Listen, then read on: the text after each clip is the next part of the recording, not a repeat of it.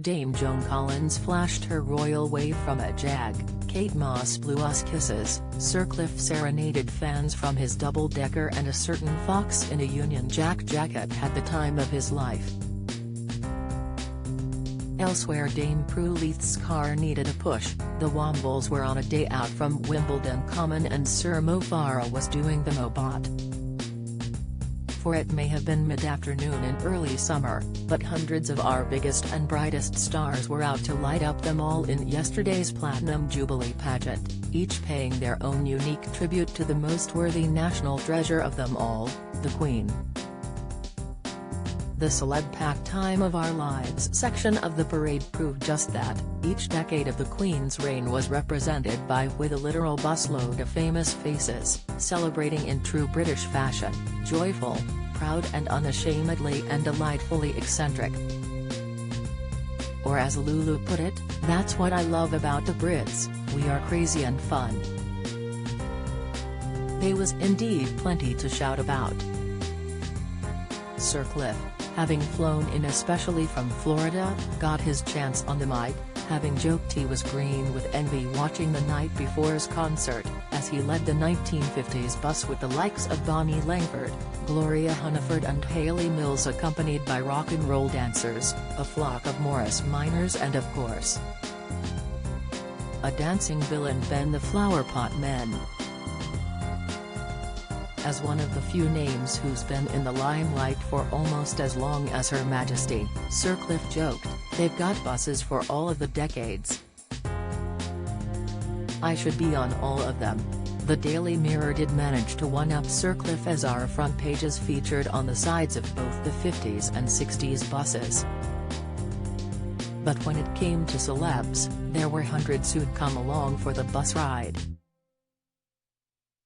The Flower Power, swinging 60s bus gave us Blue Peter's Valerie Singleton and Peter Purvis reunited, Mr. Boom Boom himself, Basil Brush, in an unfortunate outfit clash with Sir Cliff, and one of the Queen's personal favourites, Alan Titchmarsh.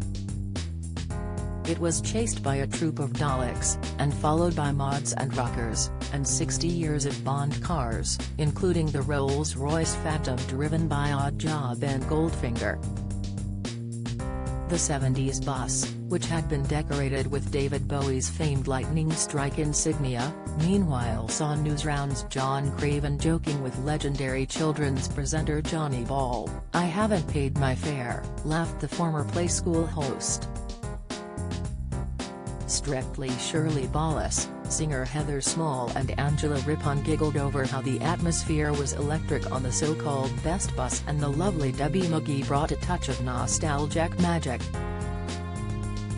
This time following behind was the Odd Punk, an ABBA tribute float, a team on Space Hoppers, and a huge rainbow flag tribute to the beginnings of the gay pride movement, a gesture backed by the appearance of Her Majesty's fellow queens, the Vivienne and friends from RuPaul's Drag Race.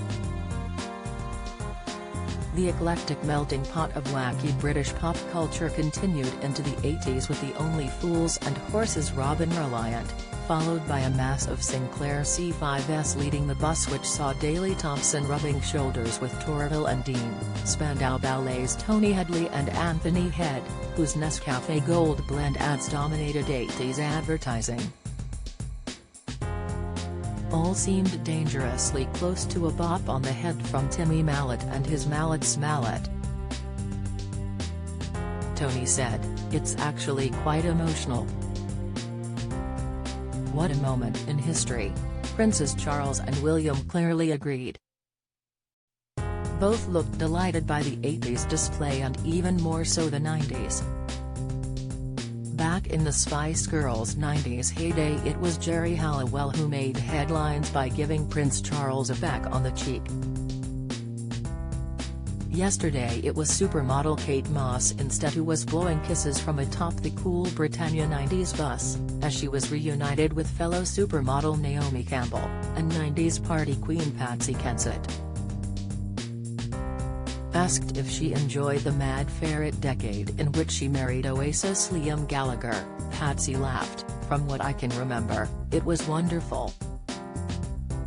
The 2000s gave us Sir Mo Farah and Dame Kelly Holmes, All Saints the Appleton Sisters, and How to Look Good Naked Skakwan, all dancing away to the iconic steps, with the 2010s bus reuniting the X Factor judge Nicole Scherzinger with Rylan Clark after his famous sobbing audition made him a household name.